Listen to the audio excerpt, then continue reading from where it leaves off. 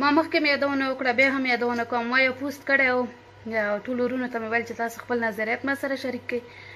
اول خو بیا هم مننه کوم د ټولو ورونو نه، خو بعضې ورونو پکې ما ته لیکلي وو چې ته که کوم غریب سره مرسته کوې، هغه مثلا عکسونه یا هغه ویډیو فیسبوک ته مه جیږوه.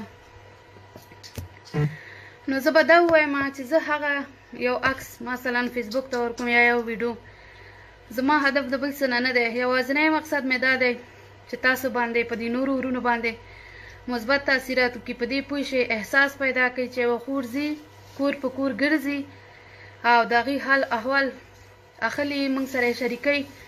نو چې په یو خور کې دومره احساس شته دی، په دې ورونو کې باید هم احساس پیدا شي. الله دې په ریا کې نه راولي. زه هېڅکله هم ځان ښودنې لپاره یو څه نه کوم. زه نه ځان ښودنې ته ضرورت لرم او نه هم زه کوم شهرت ته ضرورت لرم.